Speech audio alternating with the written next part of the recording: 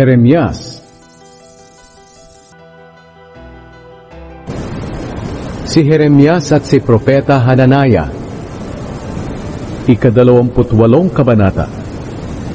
Noong taon ding iyon, nang ika-5 buwan ng ika-4 na taon ng paghahari ni Zedekiah sa Huda, may sinabi sa akin si Propeta Hananaya na anak ni Azur na taga-Gibeon, doon sa templo ng Panginoon, sa harap ng mga pari at mga taong naroroon.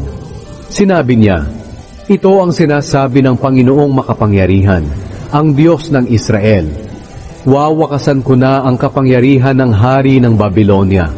Sa loob ng 2 taon, ibabalik ko na rito ang lahat ng kagamitan ng templo ko na kinuha ni Haring Nebukadnezar at dinala sa Babylonia.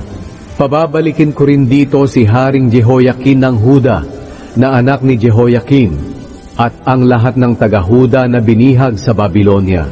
Dahil wawakasan ko na ang kapangyarihan ng hari ng Babylonia. Ako ang Panginoon, ang nagsasabi nito." Pagkatapos, sumagot si Propeta Jeremias kay Propeta Hananaya roon sa harap ng mga pari at mga tao sa templo ng Panginoon. Sinabi niya, "Amen. Gawin sana iyon ng Panginoon.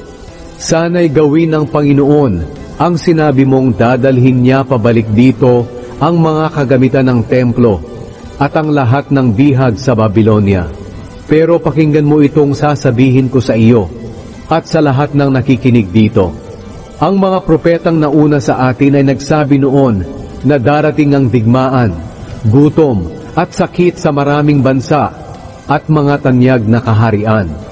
Pero ang propetang magsasabi ng kapayapaan ay dapat mapatunayan. Kung mangyayari ang sinasabi niyang kapayapaan, kikilalanin siyang tunay na propeta ng Panginoon." Pagkatapos, kinuha ni Propeta Hananaya ang pamatok sa leeg ni Jeremias at kanyang binali. At sinabi niya sa mga taong naroroon, "Ito ang sinasabi ng Panginoon. Ang mga bansang sinakop ni Haring Nebukadnezar ng Babylonia ay parang nilagyan niya ng pamatok. Pero sisirain ko ang pamatok na iyon sa loob ng 2 taon. Pagkatapos, umalis si Jeremias.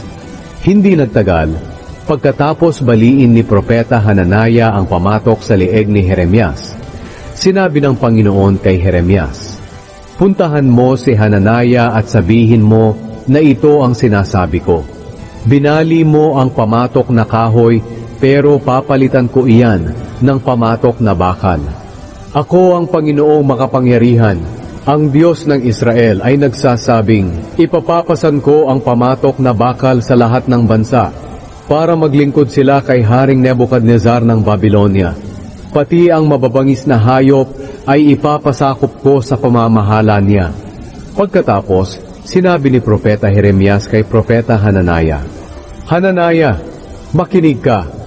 Hindi ka sinugo ng Panginoon, pero pinapaniwala mo ang bansang ito sa kasinungalingan mo. Kaya ito ang sinasabi ng Panginoon, mawawala ka sa daigdig na ito. Mamamatay ka sa taon ding ito, dahil tinuruan mo ang mga tao na magrebelde sa akin." Kaya noong ika-7 buwan ng taon ding iyon, namatay si Propeta Hananaya.